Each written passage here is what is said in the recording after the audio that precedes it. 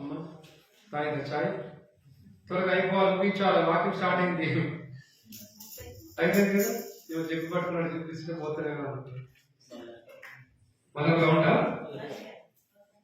త్వరగా తాగండి, మరి వాకింగ్ స్టార్ట్ అయిపోతుంది. బయటకు వెళ్ళే దౌడు బయట ఉన్న పిలున్నాయి, బయట ఉన్న సరే లోపలికి వచ్చేసేయాలా, మన వాకింగ్ ఫస్ట్ ప్రిఫరెన్స్ ఇవ్వాలా. పిలుచుకోవడానికి వాకింగ్ స్టార్ట్ అయింది.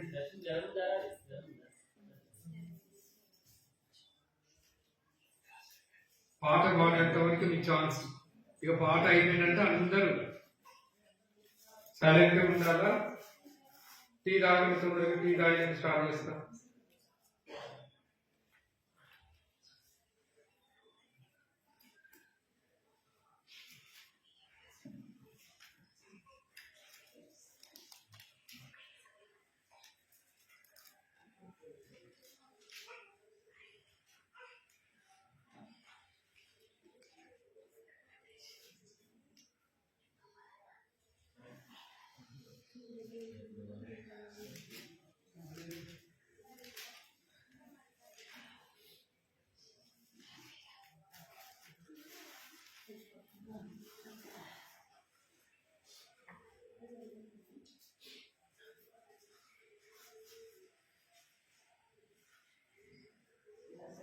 ఏజ్కి 37 అర్జెంట్ తీసి రెడీ పెట్టుకోండి. మీ టీ తాగి పెట్టి చెప్పండి, స్టార్ట్ చేస్తాం. ఏజ్కి 37 అధ్యాయం తీసి రెడీ పెట్టుకోండి. బయట ఉన్నట్టు సౌండ్ వస్తుంది, ఇంకా కాపుకుంటున్నారా? చలి పోలే, చలి వచ్చే ఉంటుంది కదా జనవరి అంతా.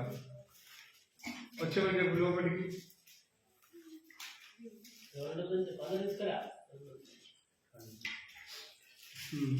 డోర్ వేసి రావాలి. వచ్చేటప్పుడు చలి పెడుతుందని కాపుకోవడానికి పోయారు, మరి డోర్ ఏం తెలిసి వస్తున్నాను. మళ్ళీ బయటకు వెళ్ళద్దు, ఇవ్వకూడదమ్మా, చలి పూలు ఎక్కువ ఉందంట. చలి అనే మాట ఎక్కువ బైబిల్లో. చలి బైబిల్లో చలి అనే మాట ఎక్కువ చెప్పాలి, ఏమో వస్తుంది.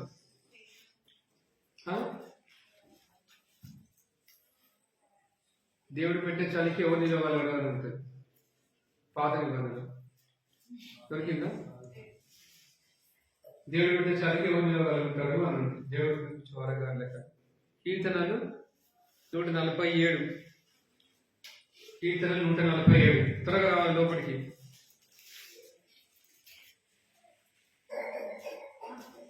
కీర్తన 147 అధ్యాయము 17వ వచనంలో ఉంటుంది. కీర్తన 147 అధ్యాయం 17వ వచనం. ముక్కలు ముక్కలుగా వడగాండు విసురువాడు ఆయనే, ఆయన పుట్టించు చలికి ఎవరు నిలవగలరు. అందుకే చాలా మంది ఏం చేస్తారు, బయటకు వెళ్ళి కాపుకుంటారు, మాట పెట్టుకుంది కదా.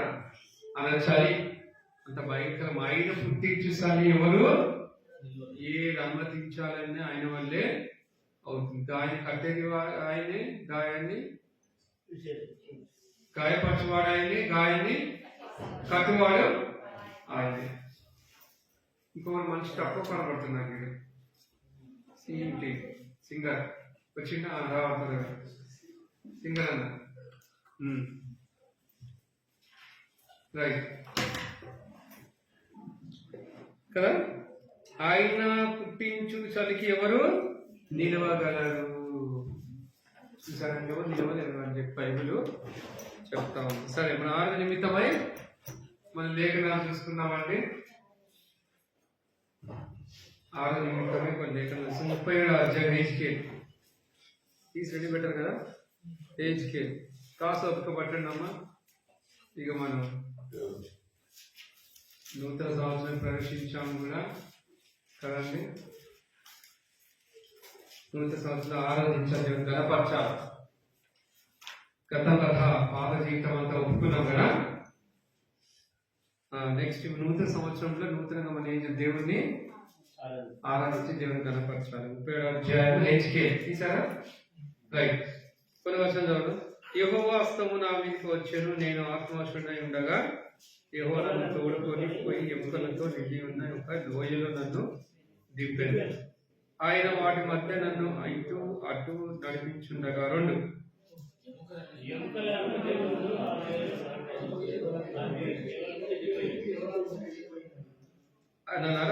ఆయన నరపుత్రుడా, ఎండిపోయిన ఈ ఎముకలు బ్రతకగలవా అని నన్ను అడగగా, ప్రభువా యెహోవా అది నీకే తెలియనంటిని.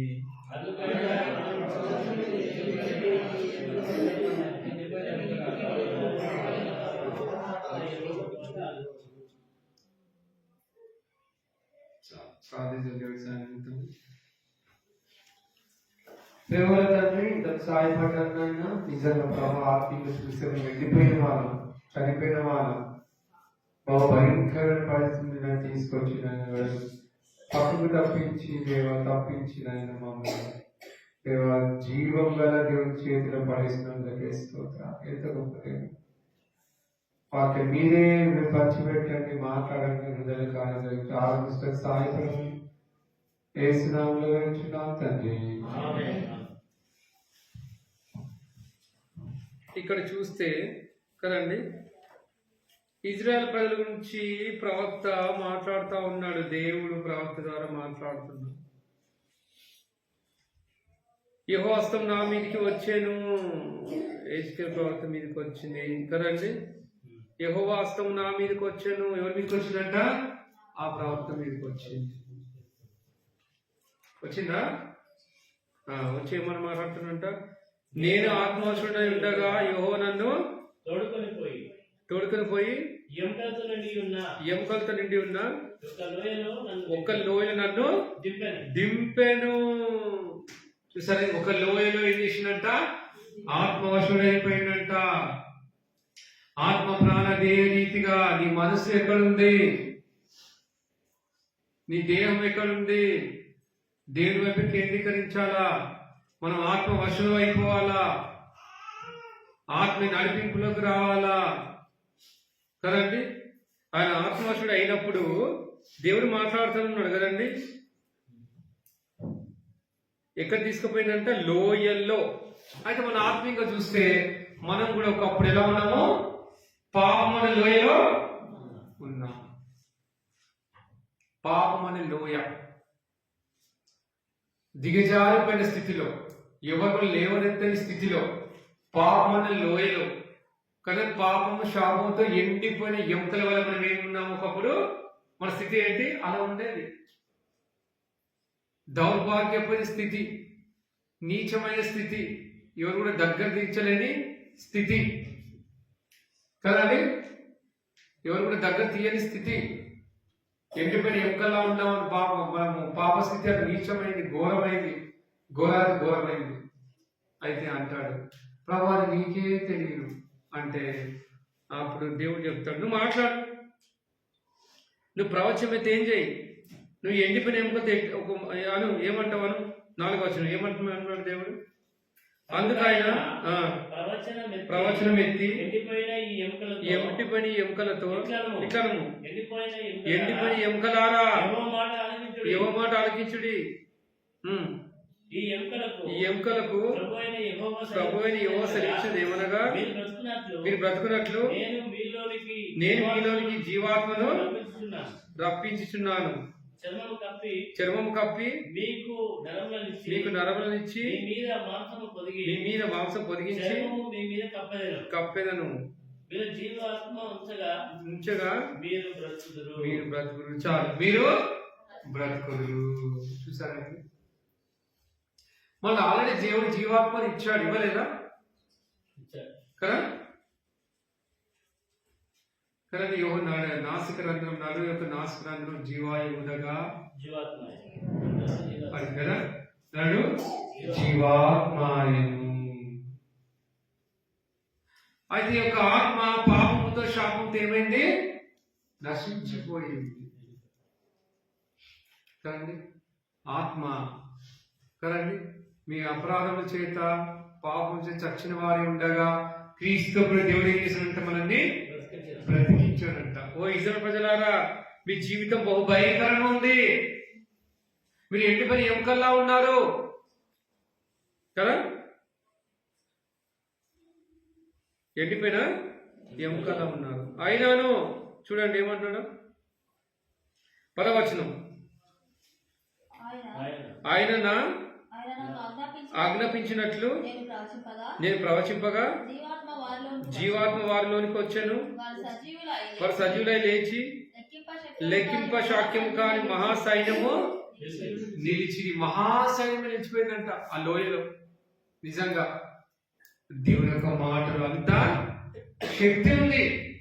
భూమి కలుగుగాక అనడం దన్ దన్ దన్ దన్ దన్ దన్ అయిపోయింది.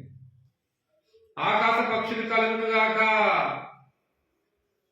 అన్నారా?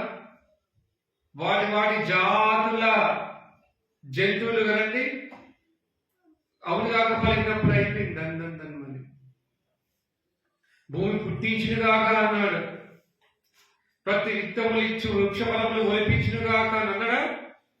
అంతే మాటకి ఏమైంది? ప్రతిది కూడా లోబడింది. కానీ మానవుడు చెప్పినది మానవ జాతి ఏమనుకున్నాం? మొండి జాతి, వినం కదా. ఏమనుకుంటున్నావు? నేను ఎప్పుడు రక్షపోతుంది తెలుసా నీకు? నిన్న కాక మొన్న వచ్చి నీకేం తెలుసు? ఏం మాట్లాడుతున్నావు? ఏం మాట్లాడుతుందంట బ్రదర్, ఏమో సిస్టర్ మాట్లాడుతున్నాను. ఏమనుకుంటుంది నేనంటే పూర్వం రక్షణ పొంది 20-30 సంవత్సరాలు 40 సంవత్సరాలు అవుతుంది. పునాది వేసిన కాలేజ్ ఉందా నేను కదా అని అనుకుంటామా కదండి. అందుకంటారు దేవుడు గర్వించడానికి ఏది కూడా లేదు. మీ కృప కావాలే ఉన్న మాట ఎక్కడుంది? ఎఫెసీయులకు పత్రిక. ఎండిపోయిన ఎముకలు లాంటి దేవుడు మనల్ని బ్రతికిస్తే మనమే ఇంకా ఏం ఎగురుతామో వామో పట్టుకోలేదు. కొద్దిగా పైసలు అనిపించినాయా, కొద్దిగా అట్లా టాలెంట్ ఉందా, కొద్దిగా ఏమైనా అనిపించిందంటే అమ్మో మనం పట్టుకోలేము. అందుకని దేవుడు ఏమని 2వ అధ్యాయము 3వ వచనం ఎఫెసీ రాష్ట్ర పత్రిక 2వ అధ్యాయం ఎఫెసీ రాష్ట్ర పత్రిక 2వ అధ్యాయం 3వ వచనం. మనమందరము శరీరం యొక్క మనసు యొక్క కోరికలను నెరవేర్చుకుంటూ మన శరీరాశలను అనుసరించి 5వ వచనం 2వ అధ్యాయం 5వ వచనం. ఆయన దేవుడు కరుణా సంపన్నుడై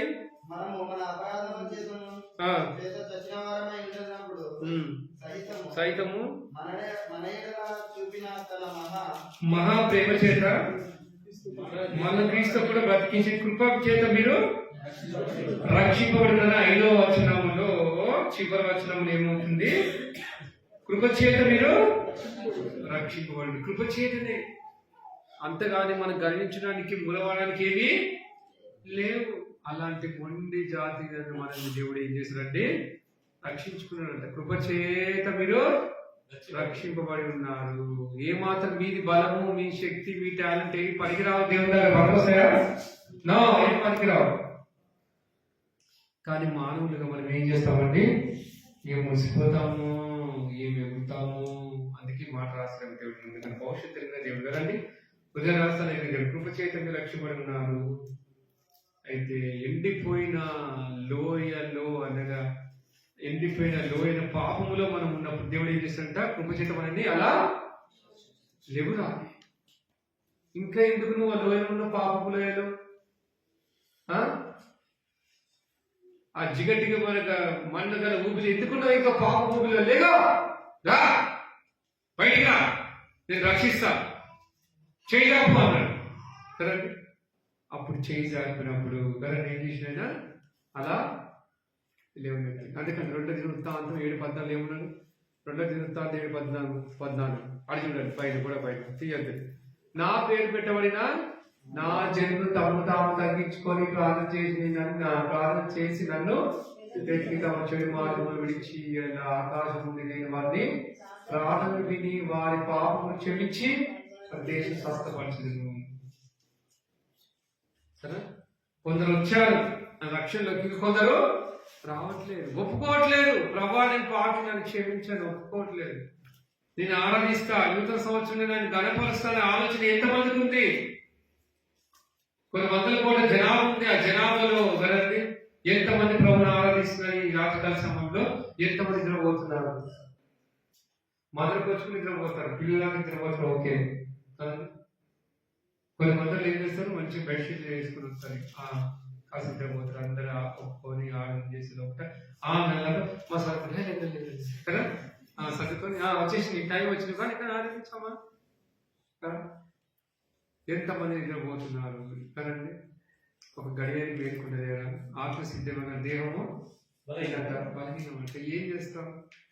ఇక న్యూ ఇయర్ రోజు కదండి, ఆలయ పేరు రోజు, న్యూ ఇయర్ రోజు ఏంటి మనం మేలుకొని దేవుని ఏం చేయాలి, ఆరాధించడానికి ప్రయత్నించాలి. ఎందుకయ్యా దేవుని ఆరాధించాలి, కనపరచాలంటే ఒక్కప్పుడు ఎండిపోయి ఎముకలాంటి ఆత్మ జీవితము, దాని జీవము లేదంట, దాని చలనం లేదంట, దాని స్పర్శ లేదంట కదండి. అయితే దేవుడి చలనము, జీవము, స్పర్శ, నీకు నరాలు కదండి, చర్మం పొదిగించి నీకు కావాల్సినంత కూడా దేవుడు ఇచ్చి బ్రతుకు జీవుడా అని ఈ భూలోకాన్ని పంపించాడు దేవుడు కదా. చెల్లెలు ఉన్నప్పుడు తల్లి గర్భములో కదండి చెల్లెలు రప్పించి ఆయన ఆత్మ నుంచి భూలోకాన్ని పంపించి బ్రతుకు జీవుడా అని భూలోకాన్ని పంపిస్తే కాగిలా ఇటు అటు తిరుగుతూ పాపంలో జీవిస్తూ పాపంలోనే ఈ మానవుడు ఉంటూ ఉంటాడు. చూసారండి, ఆ ఓడలో కిటికీ తెరిచి ఎవరు పంపించాడంట, కాగిని పంపించాడు. కాకి తిరిగి వచ్చిందా, అది కాకి లాంటి స్వభావాన్ని మనం కలిగి ఉన్నాం ఒకప్పుడు. అయినను ఆ కాకినే వాడుకుంటూ వచ్చాడు, వాడుకోలేదా? అదండి దేవుని యొక్క ప్రేమ, అది దేవుని యొక్క గొప్పతనం, అది దేవుని యొక్క శక్తి. గమనించే ప్రియ సహోదరుడా, ఆత్మూరు నివాసులారా, ఆత్మూరేనా సంగమా, అది దేవుని గొప్పతనం. అలా కాకి లాంటి స్వభావాన్ని కదండి, కాకి అంటే మనకి ఇష్టపడతారా? అదే పడతారు, గోడ మీద పడతాయి, అబ్బా ఎంత చీదరించుకుంటామో.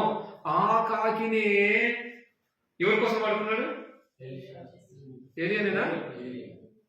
ఏలి కోసం వాడుకుంటూ వచ్చాడు. కాకోలం చేత ఆహారం పంపినట్ట, అది నోడుతో అందుకుని వచ్చి ఇచ్చిందంట. ఎట్లా తిన్నాడు చీ అన్నావు కదా, మరి ఏలి ఎట్లా తిని ఉంటాడు, బా ముక్కు మూసుకో ఇట్లా అంటే. మరి ఏలియా అలాంటి పరిస్థితుల్లో ఏం లేదు అక్కడ కదండి, కాకోలం చేత ఆహారాన్ని పంపించాడంటారు కదండి.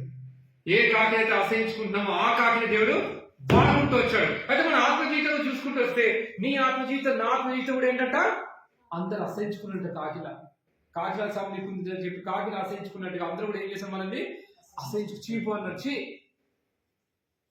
అలాంటి స్వభావం మనల్ని పాపం చేత అప్పుడు చచ్చే స్వభావాన్ని దేవుడు ఏం చేశాడండి, నువ్వు కావాలని కోరుకున్నాడా? సువార్త ద్వారా నీ ఇంటికి వచ్చి శబ్ద యంత్రము ద్వారా నీకు సువార్త అందించి ఏం చేశాడు దేవుడు, ఏం చేశాడు, నేను రక్షించుకున్నాడు. కాకి లాంటి స్వభావాన్ని తొలగించాడు కదండి. నువ్వు తిరిగి రాను అనుకుంటున్న లోకం ఉండేవాడివి, కాకి కూడా తిరిగి రాకుండా పీనుల మీద ఉండి శవాలు తిరుగుకుంటూ కూర్చుంటుంది కదండి. నోహ పంపించినప్పుడు, చెకింగ్ కి పంపించినప్పుడు, టెస్టింగ్ కి పంపించినప్పుడు ఏమవుతుందంటే తిరిగి రాలేదు, పౌరము తిరిగి వచ్చింది. అయినను దేవుడు చూసారా ఎంత కనికరం కదా దేవుడు. అందుకని బైబిల్ ఎక్సెస్ మొదట్లో కరుణా సంపన్నుడైన దేవుడు. మీ అపరాధము చచ్చినప్పటికి సైతము ఎవరు దేవుడు మరలా క్రీస్తు కూడా బ్రతికించాడు. నన్ను ఏం చేశాడంట, బ్రతికించాడు. ఇంకా అనేక బ్రతకాలని చెప్పేసి ఇంకా చేయి చాపి, అయ్యా నూతన సంవత్సరం అయినా సరే నువ్వు రా, ఇదే మిక్కిలి అనుకూలమైన సమయం, నువ్వు రా, నేను నిన్ను రక్షించడానికి సిద్ధంగా ఉన్నా అంటే ఎంతమంది ఆయన దగ్గరకు వస్తున్నారు కదా. చలిపు ఎక్కువైపోయింది, కొందరు ఏం పోతాంలే కదండి, ఎంతమైనా అదే మనుషులు వాళ్ళు మారలే అని కొందరు ఇస్సాములు ఉంటారు, కొందరు. వీళ్ళందరినీ కూడా ఏం చేయాలా, బలపరచాలి. వీళ్ళందరినీ దేవుడు ఏం చేస్తాడు, దగ్గరికి వస్తే బలపరుస్తాడు, స్థిరపరుస్తాడు, విశ్వాసంలో ఏం చేస్తాడు, స్థిరపరుస్తాడు. మరి దేవుని దగ్గర రాకుండా ఇంట్లో పడుకొని ఇంట్లో కూర్చుంటే ఎట్లా స్థిరపరుస్తాడు, మీకు పరుస్తాడా? కరోనా టైంలో అయితే ఆన్లైన్లో చూస్తాం, ఓకే అంతే కదండి. బయటికి రావద్దు, ముట్టుకోవద్దు, ఎవరిని కూడా మాట్లాడద్దు, దూరం ఉందా, డిస్టెన్స్ పెట్టాల, మాస్క్ మెయింటైన్ చేయండి. ముక్కు మూతి కట్టుకోరు, మాస్క్ అని ముక్కు మూతికి ఎందుకు కట్టుకోవాలి, కళ్ళ కట్టుకోవచ్చు. ముక్కు ద్వారా నోటి ద్వారా పోతుంటారు బ్యాక్టీరియా. చూసా దేవుడు ఎంత ఆజ్ఞాపించిందో అది ఎంత బాగా లోపడుతుంది చూసిన బ్యాక్టీరియా. ఏ బ్యాక్టీరియా జాగ్రత్త. నా పిల్లలు నాకు తెలుసా, వీళ్ళంతా నా పిల్లలే. మీరు ముక్కులో నుంచి నోట్ల నుంచి పోయి ఏం చేయాలి, చేతులు దగ్గరండి. ఆ కరోనా వల్ల బాడీ మొత్తం క్షీణింప చేసి వాళ్ళు చంపేయాలి అంతే. ఆలోచించిన దేవుడి పై నుంచి. అందుకే ముక్కుకి మాస్క్, నోటికి మాస్క్. కళ్ళ కట్టుకో, చూస్తా, కళ్ళ కట్టుకో. ఎత్తుకోవాలి, నా భార్య ఎక్కడుంది, నా ప్లేట్ ఎక్కడుంది, అర్థమైందా? అంతే కదా.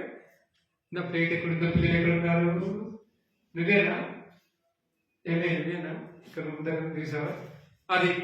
అందుకని నిజంగా ప్రేమగల దేవుడు, కరుణామయుడు, కరుణా సంపన్నుడు. జాగ్రత్త కదండి. కళ్ళకి మాస్క్ పెట్టిండా, నీ ముక్కు మూతి పెట్టిండా? మరి ఇళ్ళనన్నా దేవుని గొప్పతనం తెలుసుకోవాలి. దేవుడు ఏం చేసిండు, దేవుడు ఎందుకు ఆరాధించాలని అనుకుంటుంది లోకం.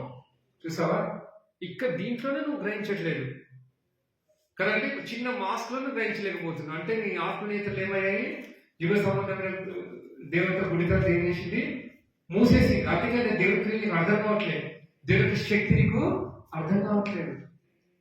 దేవుడు అనుమతించి నీకు నువ్వు మాట్లాడలేమని, నువ్వు ఆయన తిరుగుతావేమని. అట్లా ప్రపంచం అంతా దీనిగాలన్నా నా వైపు తిరుగుతాను, నా యొక్క శక్తి తెలుసుకుంటానేమో అనుకుంటే కదండి బోరు కొడుతుందంట కొందరికి. ఇంట్లో ఉంటుంది, నీ బోరు కొట్టడానికి పెట్టలేదు అర్థం. దేని పెట్టిండు, నువ్వు మారాలని కదా. ఎన్ని రోజులు ఉండాలా, ఎన్ని రోజులు వేసుకోకుండా, ఎన్ని రోజులు తప్పకుండా క్యూ కట్టిండు. లాక్డౌన్లో కానీ షాక్ అయిపోయినా. చర్చికి వెళ్ళి వస్తున్నా, ఆడలు కూడా క్యూ కట్టి జీన్స్ ప్యాంట్లు వేసుకొని. నమ్ముతారా? ఇది ఇక్కడ నేను చూసిన వైన్ షాప్ లైన్గా చీ చూసారండి. దేవుడు మాటను లాక్డౌన్ చేస్తే నీకు రోగం రాకుండా నేను రక్షించాలని చెప్పి లాక్డౌన్ చేస్తే ఒక్క రోజు వదిలేదో నోరంతా సపగైపోయిందంట, పిచ్చెక్కిపోతుందంట. చూసావా, పని లేక. అందుకే నీకు పని పెట్టింది దేవుడు కదండి. ఏదైతే ఆదాముకి పని పెట్టిందా, పెట్టింది కదా. ఆదాము పెట్టిన పేర్లు ఇప్పుడు వచ్చాయి కదా. ఇప్పుడు చెప్పండి, ఆదాము పెళ్ళైన తర్వాత ఉన్నమతి కొంచెం చంద్రమతి అన్నట్టు అయిందా? పెళ్లి కాలం ఎంత బాగున్నాడు. అన్ని జంతువులకు పేరు పెట్టి మంచిగా ఎంత జ్ఞానమో కదండి. ఎప్పుడైతే అవ్వ పక్కకు వచ్చిందో తిను అనేసరికి అబ్బాయి ఎంత బాగా నమ్మాడు పాపం. దేవుడి కంటే ఎక్కువ నవ్వింది కదా భార్య. ఏం చేసి మాట్లాడి మంచి తినిపించి ప్రేమతో ఒక ముద్ద తిన్నారు. కనీసం ఇది అదే దేవుడు చిన్న పండుగ చేయాలి ఒక్క అసలు అన్నాడు ఆదాము. చూసా, దేవుడు చెప్పిండు ఆల్రెడీ, ఆజ్ఞ అతిక్రమమే పాపము కదా. ఆజ్ఞ అతిక్రమించి ప్రతివాడు పాపం చే ప్రతివాడు ఆజ్ఞని అతిక్రమిస్తున్నాడని చెప్పిండు దేవుడు. అయితే ఆయన ఇచ్చిన ఆజ్ఞని చిరసహ వహించాలి, కానీ ఏం చేసిండంటే అతిక్రమించాడు. అక్కడ స్టార్ట్ అయింది. నువ్వే చేసినవే, నువ్వే ఇవాళ ఇట్లా అయింది కదా. ఒకరి మీద ఒకరు అనుకుని దేవుడు వచ్చేసరికి అయిపోయింది కదా. ఏం చేసిన ఆదామా, అగో సృష్టించా, అవ్వా అగో ఎంపులో ఎంక అంటూ అవ్వలు ఇచ్చావే ఎంపులో ఎంక అన్నాడా దేవుడు అన్నాడా? స్త్రీ దగ్గర పెట్టి స్త్రీ నువ్వు చేసిన పని ఏంటి అని అంటే, అగో నువ్వు సృష్టించిన సర్పం అంటే ఒకరి మీద ఒకరు బొంకిండు. వాళ్ళు ఒప్పుకున్నారు, యథార్థంగా ఒప్పుకోలేదు. గెట్ అవుట్ అన్నారు అంతే. ఇక ఏదైతే స్థలము పాపము ప్రవేశించు, పాపానికి చోటు నా దగ్గర లేదు. అందుకే దేవాది దేవుడు చేయి వదిలేసిండు. ఎవరిది? ఆదాము చేయి వదిలేసిండు, పక్కగా వెళ్ళిపోయాడు కదండి. ఏది తోటి చెలగొట్టేసిండు. ఆ ఎవరు చేయి వదిలేసిండు? కలవరి సినిమాలో ఆయన ప్రియ కుమార్ చేయి కూడా కదా. నా దేవా నా చెయ్యేందుకు విడిచితివి అంటే చాలా మందికి ఇదే ప్రశ్న. ఎందుకు వదిలేసిండు యేసు ప్రభు? అంత గొప్పగా ప్రార్థన చేసి దేవాన్ని చిత్తం నెరవేర్చును కాక అని చెప్పి తండ్రి చిత్తాన్ని నెరవేర్చిన ఆయన ప్రియ కుమారుడు చెయ్యి ఎందుకు వదిలేసిండంటే, వాక్యం సరిగ్గా చూస్తే యోహాను సువార్తలో ఏముందండి? ఇదిగో లోక పాపం మోసుకొని పోవు దేవుని గొర్రెపిల్ల. అంటే లోక పాపం అంతా కూడా భయంకర పాపం అంతా ఎవరు మోస్తున్నారు? ఎవరండి? యేసు ప్రభు మోస్తున్నాడు. పాపం అంటే దేవునికి ఇష్టమా? ఇష్టం లేదు. చెవు పక్కన వదిలేసి పక్కన పెట్టేసి అయ్యే తప్పదుగా కుమారుడా, నువ్వు ఎంత అర్చన సరే లోక పాపం అయితే మీద ఉంది, నేను చూడలేకపోతున్నా. తప్పదు, కొంచెం నువ్వు భరించవలసిందే. నువ్వు భరిస్తేనే లోకానికి రక్షణ. అందుకని చెప్పి ఇది చేసి నేను వదిలేస్తున్నా. అక్కడ పట్టుకుని అనుకున్నాను, ఎందుకు విడిచిపెట్టు అంత ఉపకారాలు చేసి కదా, ఎన్ని అద్భుతాలు చేసి కదా, ఎన్ని సూచనలు చేసి ఖచ్చితంగా నెరవేర్చడం కదా, ఎందుకు వదిలేసినట్టే మన కొరకే, నీ కొరకేనైనా, నీ కొరకే. చేయి వదిలేకపోతే కదండి ఆ శిక్ష యేసు భరించాలా? భరించకపోతే నీకు రక్షణ రాదు. అర్థమైందా? ఆ మాత్రం అర్థం చేసుకోవా? క్లియర్ ఉంది బైబిల్లో. లోక పాపం మోసుకుని దేవుని గొర్రె పిల్లలు బైబిల్ చెప్తుంది కదా, నీ పాప శిక్ష పోతాన్ని భరించింది అయ్యా. నువ్వు స్వర్గానికి పోవాలంటే, నరకం తప్పించబడాలి అంటే కదండి, నీ అపరాధం నుంచి విముక్తి చెందాలంటే ఎవరు రక్తం కావాలా? యేసు రక్తం. పాపని పవిత్ర రక్తం చిందించుకున్న పాప విముక్తి, రక్తం చిందించుకున్న పాప క్షమాపణ కలగదు. సామాన్యంగా చెప్పవచ్చు. ఎబ్రాయ పత్రికలో చెప్తా ఉన్నాడు, చెప్తున్నారు కదండి. అందుకని భూలోకానికి వచ్చి ఎండిపోయిన ఎముకలా ఉన్న నిన్ను కదండి నీకేమిచ్చాడంట? శరీరాన్ని అమర్చి నిత్య జీవాన్ని ఇవ్వడానికి, నూతన జీవాన్ని ఇవ్వడానికి దేవుడు వస్తే ఆ దేవుని నమ్మకుండా ఏం చేస్తారు? చాలా మంది అపార్థం చేసుకుంటారు. అపార్థం ఎక్కువ అయిపోయింది కదండి. అర్థం చేసుకుంటే పరమార్థం, అపార్థం చేసుకుంటే మేమేం చేయాలి? దేవుని అర్థం చేసుకోవాలి. దేవుని అర్థం చేసుకోవాలా? ఆయన లోక రక్షకుడు, క్షమించడం సిద్ధం గల దేవుడు, ఆయన హృదయాన్ని అర్పిస్తా అని చెప్పేసి మనం అర్థం చేసుకుంటే అంతకంటే భాగ్యం ఉంది. న్యూ ఇయర్ లో మొత్తం పోవద్దు, మన జీవితాన్ని మార్చుకుని ఆలోచించి మనం ఏం చేయాలా? ఈరోజు కద్దాలు కానీ మొత్తం పోయి కదండి. అందుకని చెప్పి దేవుని ఆరాధించాలని చెప్పేసి దేవుడు ఎంత గొప్ప ఆశీర్వాదాలు ఇచ్చాడంటే నీకు. ఆయన కాలశిలువలో చనిపోవడం ద్వారా నీకేమొచ్చిందండి? గొప్ప రక్షణ వచ్చింది. ఎండిపల్లి ఎముకలాగా ఆ ఎండిపల్లి ఎముకని ఆ పాపం లోయలు నిన్ను దేవుడు ఏం చేశాడండి? కరుణాసంపన్న దేవుడు కృప ద్వారా ఏం చేశాడు? అలా రక్షించాడు. ఒకటి అర్థమైందా? రెండో పాయింట్ రెండు చూద్దాం. రెండోదిగా చూద్దాం. ఇర్మియా 50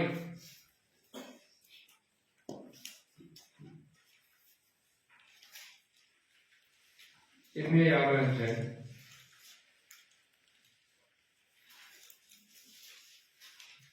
ఇర్మియా గ్రంథం 50 అధ్యాయం 6వ వచనం ఏం సెలవిస్తుందండి?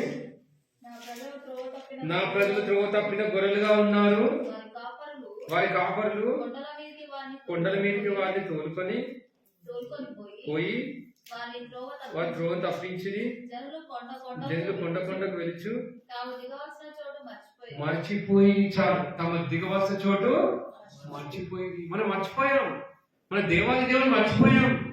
సాతాను యొక్క అండలు ఉన్నాం. అనగా మన కాపరి ఎవరప్పుడు? ఒకప్పుడు ప్రభు కాపరి, ఒకప్పుడు సాయిత యొక్క కాపరితంలో ఉన్నావు నువ్వు నేను.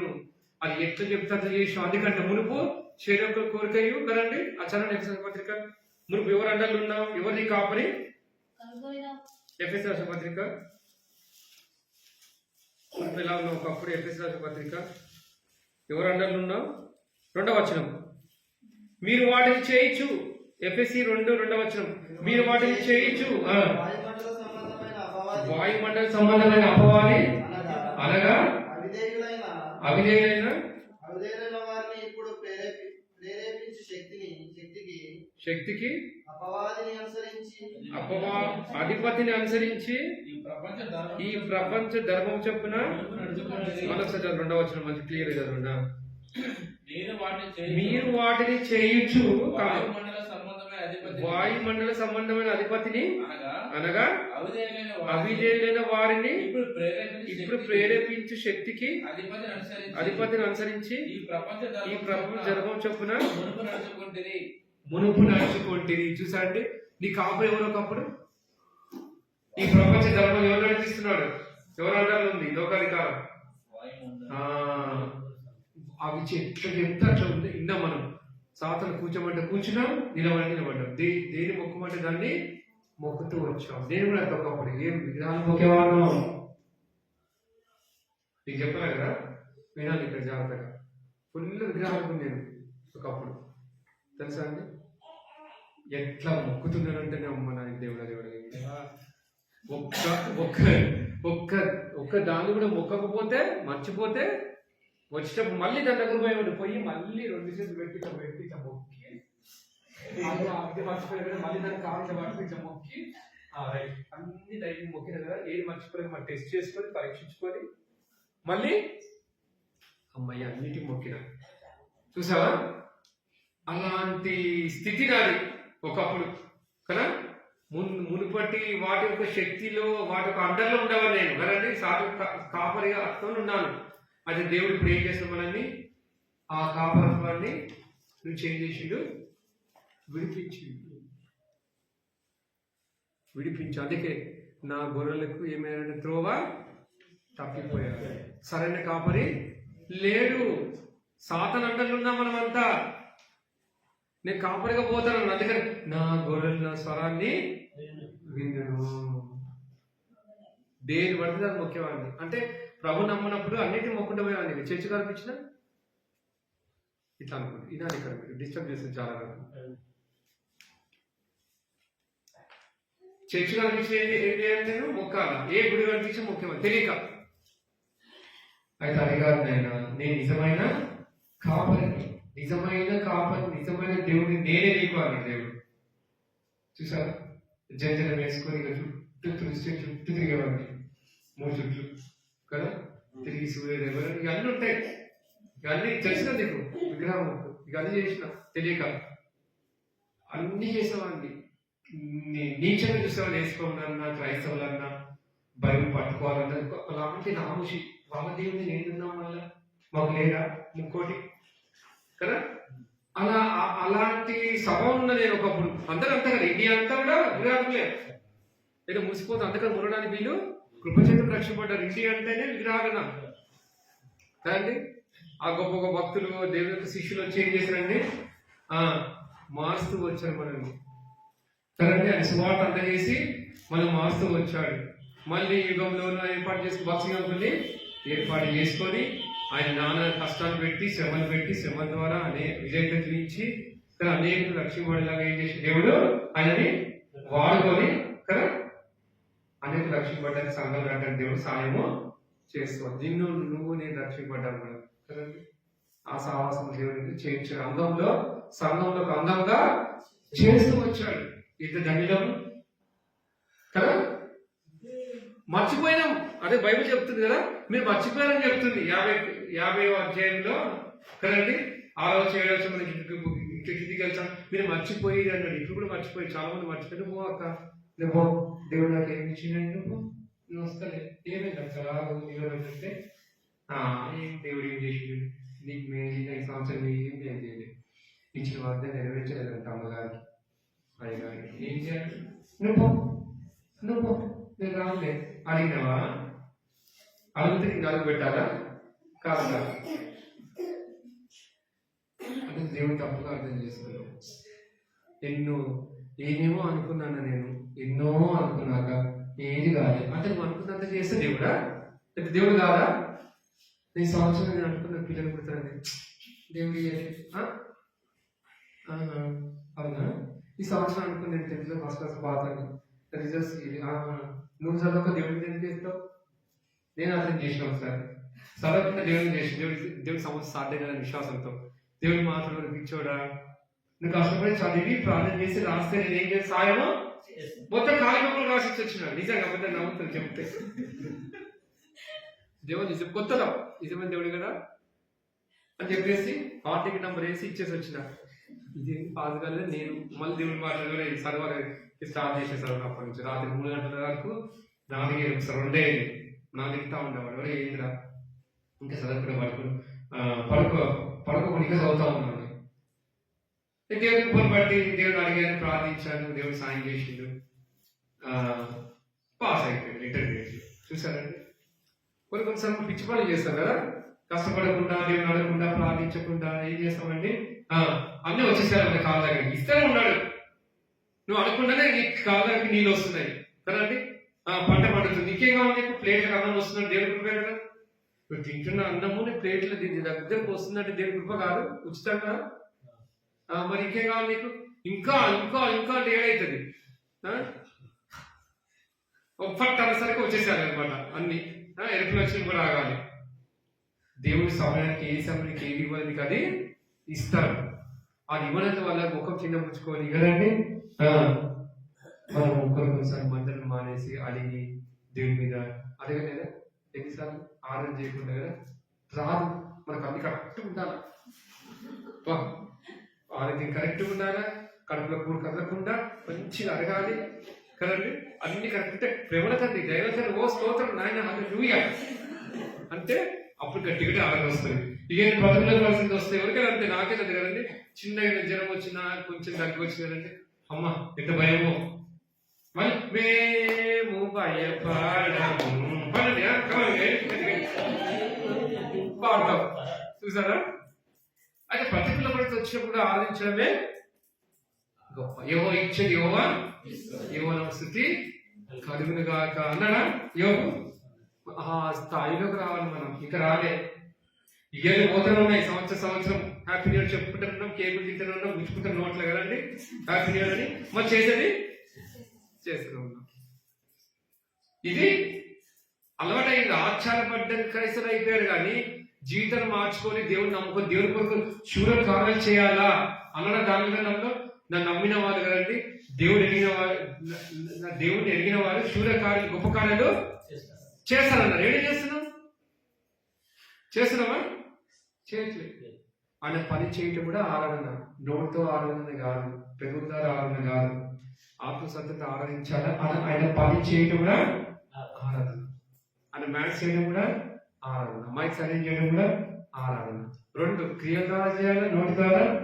అందుకని సజీవ యాగముగా మీరు సమర్పించుకొని ఏం చేయమన్నాడు, ఆరాధించమని. సజీవ అనేది ఉంటుంది. సజీవ యాగముగా మీ శరీరాన్ని మీరు ఏం చేయండి, ప్రాణదేహరీతిగా మీరు సమర్పించుకోండి. అందుకే అనేక హస్తాక్షుల సజీవ యాగం అయిపోయారు కదా. కానీ మనం చలి ఉందని చెప్పి ఎంతమంది ఇంట్లో ఉన్నారు లేదా, రేపు నాడుగా రేపు కొత్తకి మంచి రెడీ.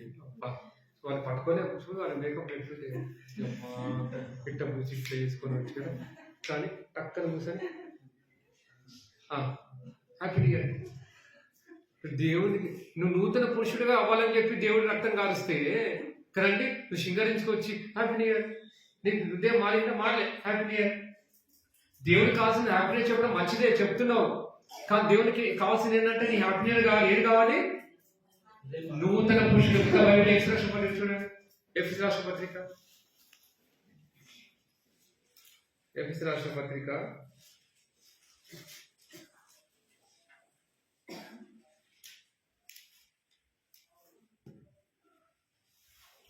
5వ వచనం నూతన పురుషుడని.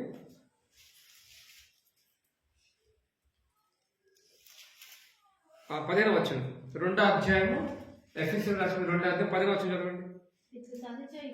ఇట్లా సంధి చేయొచ్చు ఈ ఇద్దరి తన యందు ఒక్క నూతన పురుషునిగా సృష్టించి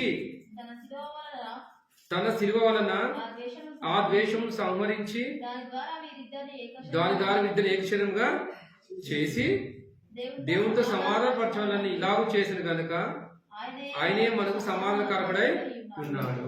నూతన పురుషుడిగా చేయడానికే యేసు శిలువ రక్తం అంతా కాల్చింది కదండి. మన ద్వేషం పోగొట్టడానికి, దేవునికి మనకు అసమాధానం కలిగినప్పుడు దేవునికి మనకి సమాధానం పరచడానికి కదండి ఒక నూతన పురుషుడు చేయడానికి యేసు కలవరి శిలువలో బలియాగము అర్పించవలసి వచ్చింది. కొంచెం నూతన పురుషుడిగా ఉందని చేసి, అంటే ఒకప్పుడు పాత పురుషుడిగా ఉన్నాం, కొన్నిసార్లు మనం కూడా పాత పురుషులు బయటపడదు కదా. ఏమనుకుంటున్నా నాలో పాత పురుషులు బయటకు వచ్చినా జాగ్రత్త, ఏమనుకుంటున్నావా ఒక్కసారి పాత పురుషులు బయటకు వచ్చి నేను ఏం చేస్తాను నాకే ఏమనుకుంటున్నావు వస్తే కోపం వస్తాయి కదండి. కుటుంబంలో కానీ పిల్లలు ఎదురు కానీ భార్య ఎదురు కొత్తగా అసలు డబ్బులు ఇస్తాం రేపు ఆలోచన చేయాలి కదా. వాళ్ళతో పాల్గొనంటే వద్దుతావి కదండి. పాత పురుష బయటకు వచ్చింటే నీ పని అయిపోయినట్టే జాగ్రత్త. ఏమి ఇచ్చినాడు, ఏం తెచ్చినావు మా ఇంటికి? వస్తున్నాం తిరిగి కొడితే 50 కూడా చేయలేదు కదండి. పక్కింటి పాప నాకు ఇచ్చింది అంటాం చూసావా. ఆమె నోరుసుకుని ఉంటుంది నువ్వేంటే ఎట్లా వస్తాయి భావోద్రేకాలు ఎట్లా వస్తాయంటే నిజంగా మందిరంకి వచ్చే టయానికి చేతులు పని చేస్తాడు కదా. మంచి స్నానం చేసుకుని మంచిగా ఉంటారు. పిల్లల ద్వారాను కుటుంబం ద్వారాను పక్కింటి ద్వారాను అక్కడి కదని ఎట్లా లేస్తాడంటే సాయంత్రం బుస్సు లేస్తాడు. ఇక అబ్బా సమాధానం అంతా దొంగిలిస్తాడు. ఒకసారి సమాధానం ఉన్న మంచి బైక్ వేసుకొని వస్తున్న మంచిగా సువార్త చెప్పొస్తుంది త్వరగా పడతాయి. ఏం చేయాలి దొక్కుడు టైర్ అంతా పాడైంది, మరి కొత్త టైర్ వేయించారు. ఎంత సంతోషం ఉందామన్నా మంచిగా సాతనుడు ఏం చేస్తుంది ఎవరో ద్వారా వాళ్ళు కుటుంబ పని చేస్తారు. సంఘములు కానీ కుటుంబ నీతులు కానీ కదండి. పక్కన కానీ బాబోయ్ ఆరాధన చేద్దాము సంతోషం ఉందాం అనే టైంకి ఏదో ఒకటి మనసు అంతా కలవరము ఇక నోరు రాదుగా అంటే ఆగిపోతాను. నేను ఈ వారం ఆరాధించినప్పుడు మనసు అంతా మైండ్ కలవరం అయిపోయింది కదండి. అది ప్రియ సోదరుడా కలవర పరిస్థితిలో ఉన్నావా? హేరోదు కూడా కలవరపడ్డాడు. ఏసో పుట్టిన వెంటనే కలవరపడ్డా లేదా? చచ్చిపోయి నిజానికి కొత్త రాజు వచ్చిందని నా పోస్ట్ వాడిపోతుందేమో అని భయం పొందరికి కదండి. రకరకాల భయం. నేను రాజును కదా, ఏసో రాజు ఎట్లా అంటాడని చెప్పి భయపడి ఏం చేసిండు 2 సంవత్సరాల పిల్లలంతా వధించుతా వచ్చాడు లేదా? భయపడకు కదండి. శిశువు పుట్టింది, పొత్తుకుంటూ చుట్టి పశువులతో పండబెడతారు, పడుకోబెట్టారు కదండి. సత్రంలో స్థలము లేనందున ఎక్కడ పుట్టిన ప్లేస్ రాయాలి కదా, ఐ మీన్ టైం డేట్ అవన్నీ రాయాలి కదా. ఆ యొక్క స్థలం కూడా చూపిస్తే అక్కడికి మొత్తారేమో. పుట్టిన స్థలం చూపిస్తే కొన్ని ట్రైన్లో పుడతారు, కొన్ని ఎయిర్ప్లేన్ బస్సులో పుడతారు. మన సంగతి తెలుసు కదే కదా. ఇక అసలు నుంచి ఇక అదే ఆడదని ఇక ఆ చెట్టుగా ముఖ్య వాళ్ళే.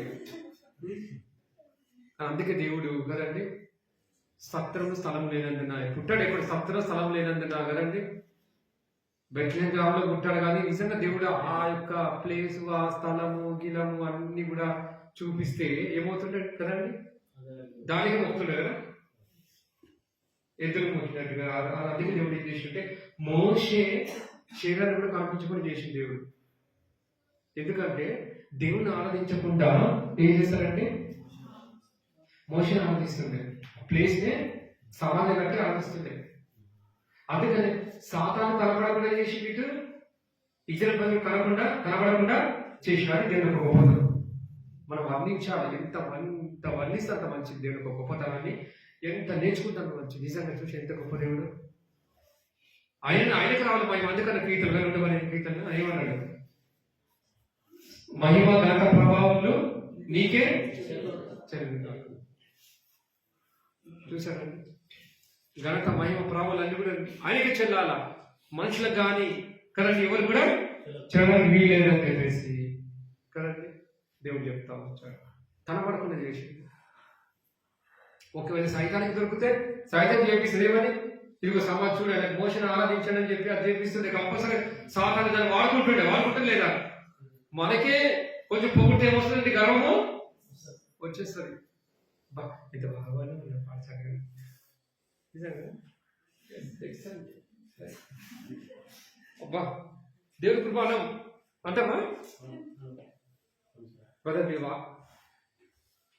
ఇంత ధ్యానించిన తెలుసు నేను రాత్రి అంతా నువ్వు ధ్యానించినా చేసినా దేవుడి కృప లేకపోతే ఏమి చేయను. నేను ఎంత వాక్యం ధ్యానించి నేను ఆరోగ్యం లేకపోతే పళ్ళ పెడితే ఈరోజు ఆకులు పళ్ళ పెడితే ఏంటి, నువ్వు ఎంత ధ్యానించినంత కూడా గ్రహించాలి. అందుకే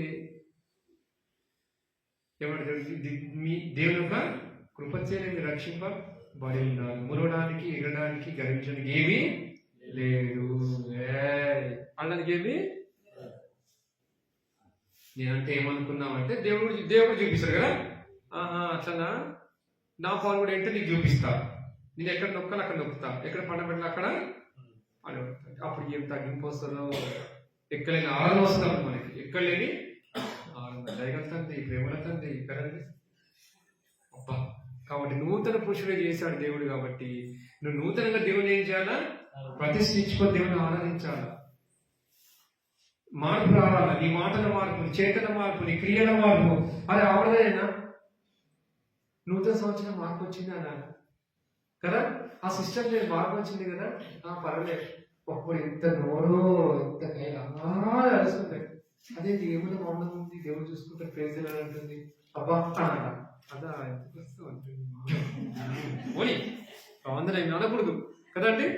మన ద్వారా ఆత్మక్షేమాన్ని, నీ ఆనందంగా ఆత్మక్షేమాన్ని ఏం చేయాలా? నీ ప్రవర్తన ద్వారా నేను ఆరాధిస్తున్నావు, నీ మాటల ద్వారా నేను ఆరాధించాలా కదండి.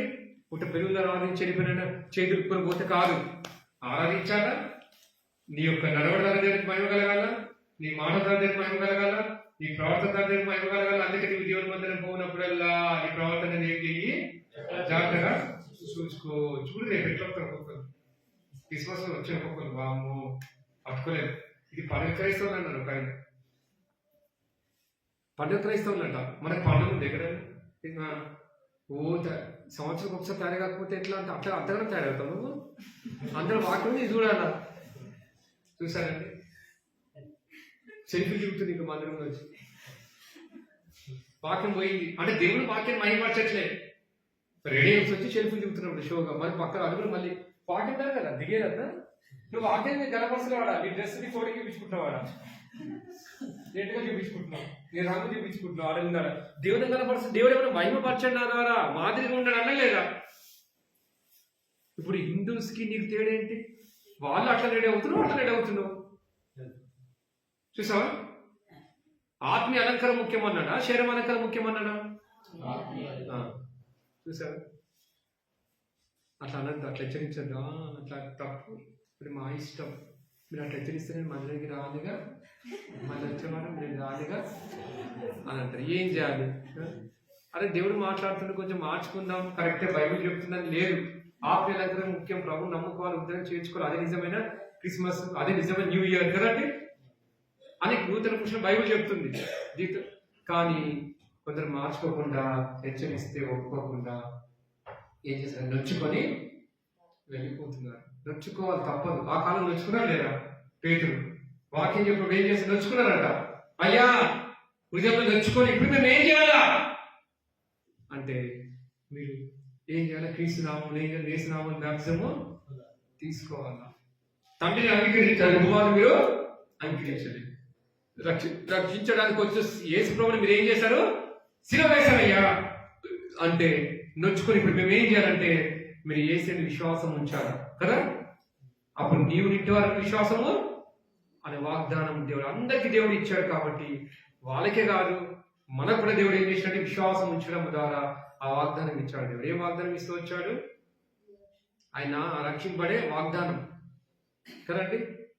ఇక్కడ ఆయన నామం ఒప్పుకున్నప్పుడు ఆయన బిడ్డల అధికారం నీకు ఇచ్చాడు దేవుడు. చూసారండి, రక్షింపడే వాగ్దానం నీకు ఇస్తూ వచ్చాడు, ఆ వరం నీకు ఇస్తూ వచ్చాడు, బాప్తిసం తీసుకునే అర్హత నీకు ఇస్తూ వచ్చాడు దేవుడు. ఇవన్నీ కూడా కార్యం కూడా దేవుడు చేయడానికి సిద్ధపడ్డాడు అనమాట. అయితే ఒకప్పుడు మనం కూడా అలానే ఉన్నాం కదండి, నొప్పించాం దేవుడిని. అయితే దేవుడు వాక్యం ద్వారా నొచ్చుకొని మనం ఏం చేయాలి? చేసామని మనల్ని ఏం కలిగింది? రక్షణ కాలం కలిగింది. ఇజ్రాయెల్ కూడా రక్షణ కాలం కలిగింది ఆ కాలంలో కదండి.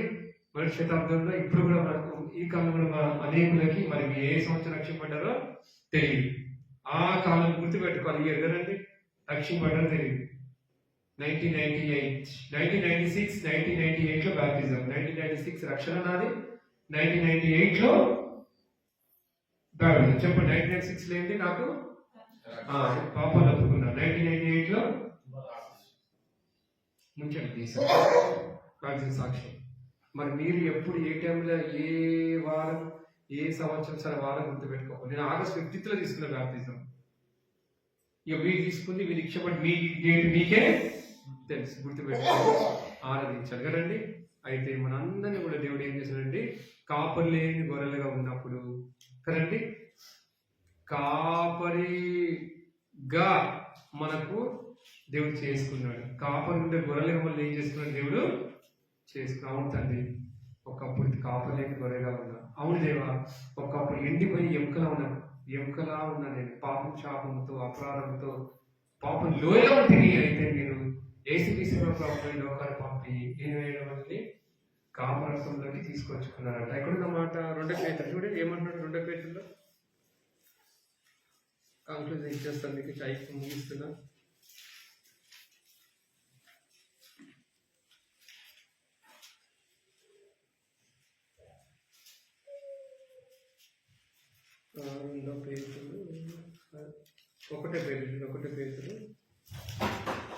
ఒకటే పేతురు 2వ అధ్యాయం ఉంటుంది. చివరికి ఎక్కడ తీసుకొచ్చాడు మనల్ని, అక్కడ నుండి ఆయన కాపరితంలోకి తీసుకొచ్చాడు. 2వ అధ్యాయం చివరి వచనం 20వ వచనం,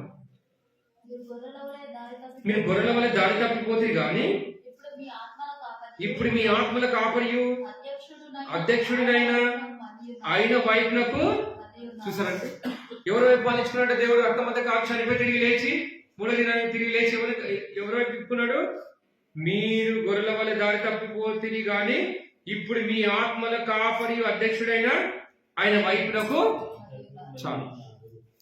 అవును ప్రభా, ఒకప్పుడు దారి తప్పిపోయిన నన్ను ఆత్మల కాపరి అధ్యక్షుడిగా ఉన్న మీ వైపు నన్ను తిప్పుకున్నాడు. ఇంత గొప్ప దేవుడు ఏమి ఇచ్చున్నామో తీర్చుకొని కృతజ్ఞతాస్తుతి యేసుక్రీస్తు పరిశుద్ధ నామములో సమర్పిస్తున్నాను తండ్రి అని చెప్పి మనం ఆరాధించే బతుకుగా ఉన్నాం.